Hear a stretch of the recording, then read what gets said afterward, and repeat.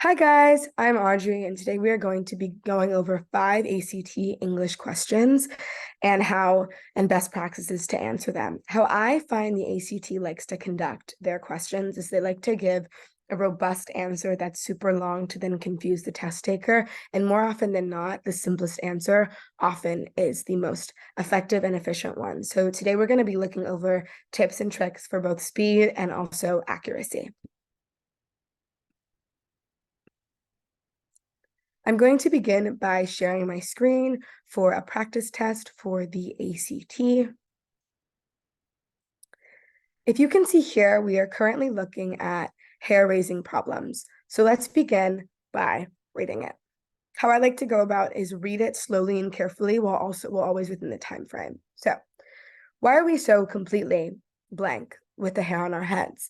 So obsessive here, why is it that we are so completely obsessive with the hair on our heads? Doesn't work because it's an adverb with another adjective here. So the correct answer, and then just kind of if you say it out through English, how I would approach it is reading each answer.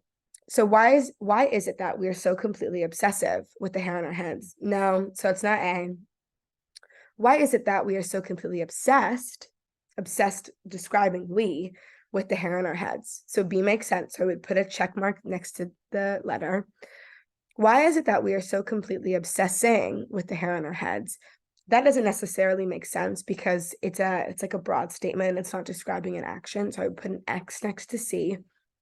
Why is it that we are so completely obsessioned with the hair on our heads? And that doesn't make sense either. So I believe that the correct answer here would be B.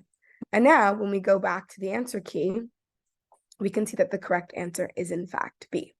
Moving on to question number 2. Again, we're going to read the passage.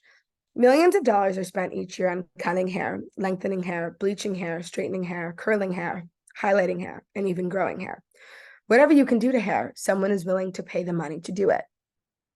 Now, this question reiterates the point of the ACT trying to provide such a robust answer that's really simplified. So pay the money to do it is redundant. You're paying something, it's implied that you're paying the money. So the right answer here is going to be G, pay.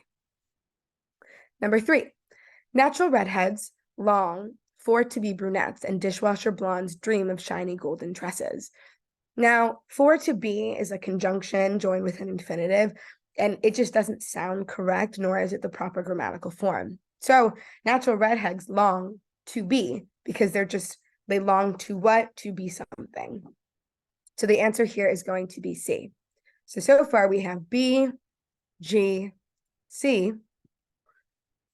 Number 4, both men and women cringe at the sight of each gray hair. So teenagers enjoy weekly experiments with magenta dyes, spikes, and tangerine streaks. Now, this is a conjunction trying to join together 2 separate clauses. And to get the answer here, it's really unpacking which makes sense and kind of like the context of the situation. So if it was however or yet, it would be comparing and contrasting something, and it's not doing that. So the trick is here, there are kind of phrases. So it's like both goes hand in hand with and. So it's going to be J here. There's not only, which goes with, but also. There's neither, nor, either, or. And the sentence beginning with both automatically implies that the conjunction here is going to be and. So it's J. So we right now are at B, G, C, J. And now moving on to number 5. All of these thoughts crossed my mind as I examined the result of my most recent hair adventure. Again, let's read the answers. Result of my most recent hair adventures. That makes sense grammatically and also sounds phonetically correct. Result for, that doesn't make sense. Result with my most recent hair adventure, and result by, no. The answer here is going to be A, result of my most recent hair adventure. So we have B, G, C, J, and A. Let's check our answers. B, G, C, J, and A. Again, so my tips for like these first questions, especially in the first passage, take your time. What sounds correct is most like go with what sounds correct first, and then you'll learn the rules of like the conjunctions, not only, but also either or, both and those are going to clue you in. Thank you so much.